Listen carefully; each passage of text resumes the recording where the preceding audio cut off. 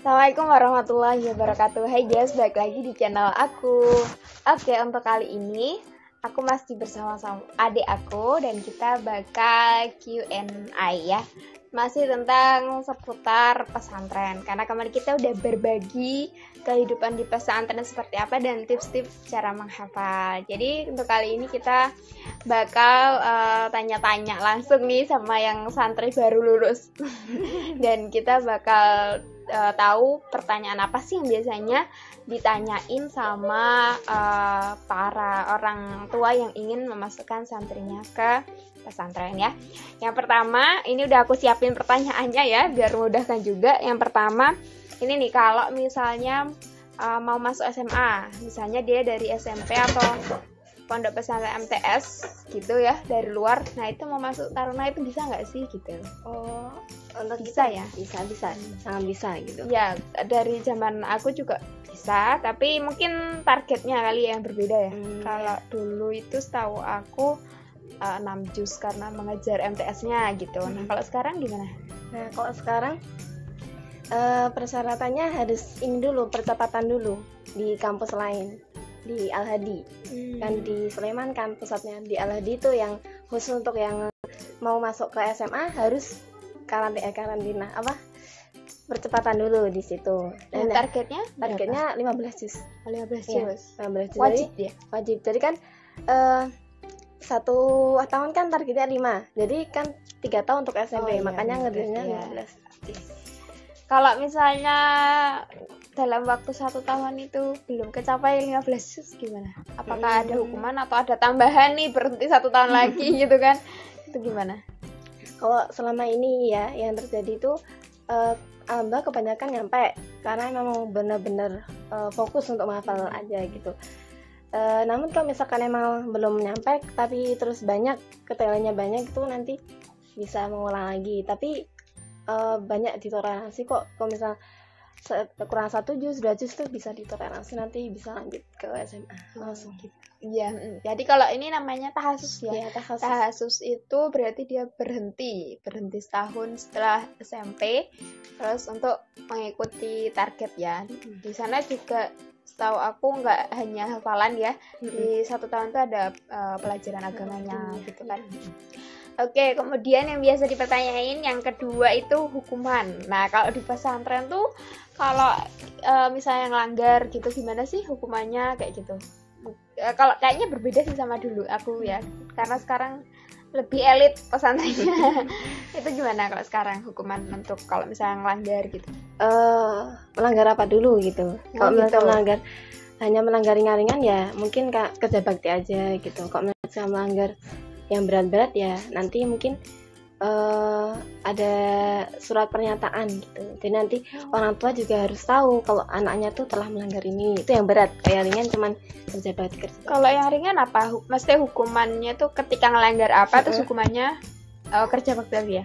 Kalau yang ringan apa? Melanggar apa? Melanggar misalkan nggak ikut tahajud. Oh gitu. Atau melanggar pengurus lah, lebih ke pengurus karena pengurus kan yang mengatur aktivitas para santri. Oke, untuk keseharian ya berarti.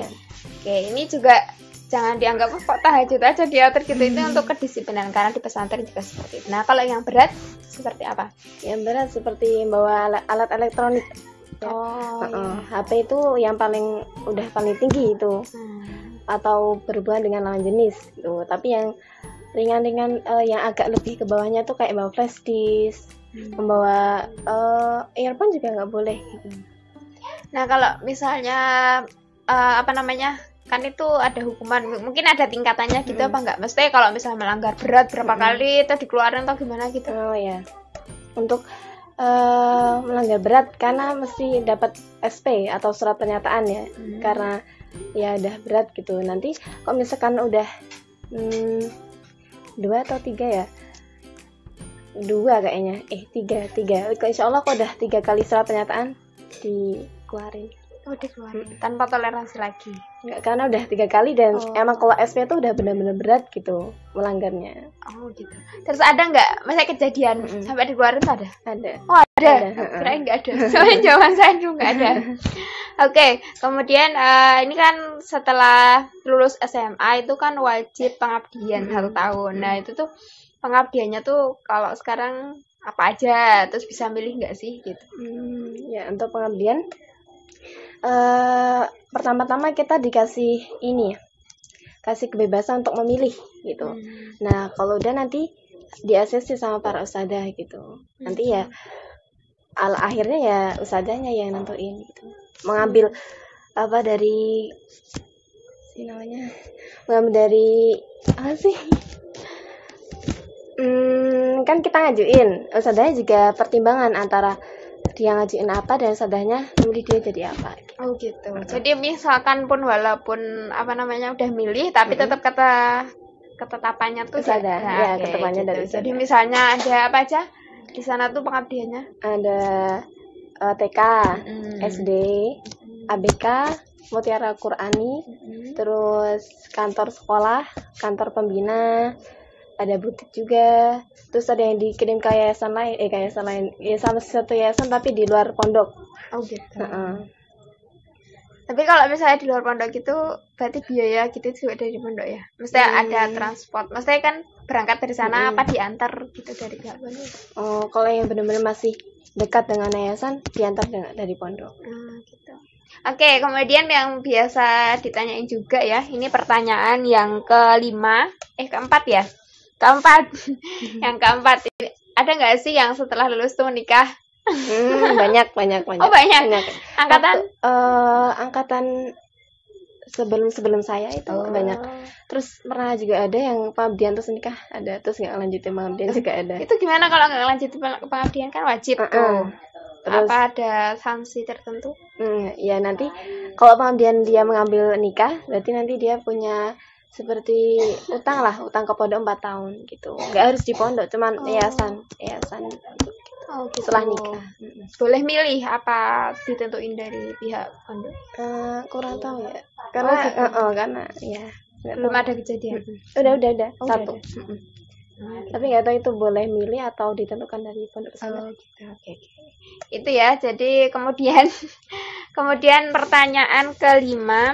Nah, ini biasanya yang jadi kekhawatiran ibu-ibu pada zaman sekarang kan udah lebih modern lah biasanya. Nah, kalau di pesantren Taruna ini ada laundry nggak? Terus kalau di telepon itu berapa kali, setiap apa, dan kalau ditengok bolehnya kapan aja sih? Ya. Pertama laundry ya. Laundry itu ada fasilitas laundry dari pondok. Itu bebas. Terus itu bayarnya udah dari awal masuk gitu atau per mau laundry? Per mau laundry gitu. Jadi bukan masuk ke SPP atau masuk ke biaya apa, tapi itu bayar pribadi gitu. Tapi nanti bisa nabung. Jadi nabung berapa, nanti buat laundry berapa kali gitu bisa. Jadi nggak harus setiap laundry bayar, sebenarnya enggak. Terus yang kedua telepon ya tadi ya. Telepon itu 1 minggu sekali. Oh, 1 minggu sekali. Pasti bisa setiap santri atau di jadwal misalnya nih 1 minggu sekali yang ini cuma kelas berapa gitu atau ya di jadwal, jadi dari hari Senin sampai hari Sabtu kan ada 6 hari. Nah kelas 1 sampai kelas 6. Oh gitu. Ya. Jadi dari 1 angkatan. Banyak HP-nya berarti ya? Banyak. Nggak cuma lumayan satu. Ya banyak. Kan ngantrinya lama ya. Oke. Kalau apa tadi? Ditengoknya boleh berapa kali sih? Ditengoknya 1 bulan 2 kali. Itu jadi, maksimal? Maksimal. Jadi mau saat apa? Kan penunjukan ada 2 hari Jumat dan hari Ahad. Senin itu nggak boleh ditengok. Jadi cuma hari Jumat sama hari Ahad. Dari jam? Kalau Jumat kan sekolah ya, jadi habis sekolah jam 5. Kalau hari Ahad dari pagi sampai sore. Kalau hari Jumat itu kan sekolahnya sama ya, sampai dari jam 7:30 sampai jam 12:15. Oke, pertanyaan selanjutnya, kenapa anak santri itu kalau di kelas suka tidur? Ini juga menjadi pertanyaan banyak orang. Kenapa sih gitu kan kadang? Dan itu kalau kita sesama santri misalnya santri Taruna sama santri mana yang kayak aku pribadi juga pernah ketemu sama santri Gotel. Itu udah biasa gitu. Nah, sebenarnya gimana sih? Apakah karena kecapean bangun paginya atau gimana? Menurut Mbaknya gimana? Apa sekarang masih kayak gitu kan? Sekarang siapa tahu udah enggak. Kalau menurut saya sih itu bisa jadi karena kecapean. Atau mungkin ya paling sering tidur di kelas tuh ya pengurus. Karena pengurus kan ada jaga malam, masak malam, jadi itu untuk mengaruhi juga. Tapi kalau misalkan santri-santri yang biasa itu bisa ditoleransi sebenarnya. Jadi dia harus bisa berusaha untuk tidak ngantuk gitu loh, tidak mengantuk di kelas. Karena sekarang tidurnya udah maju. Dari kan dulu jam 10, sekarang jam setengah 10 tuh udah bisa tidur gitu.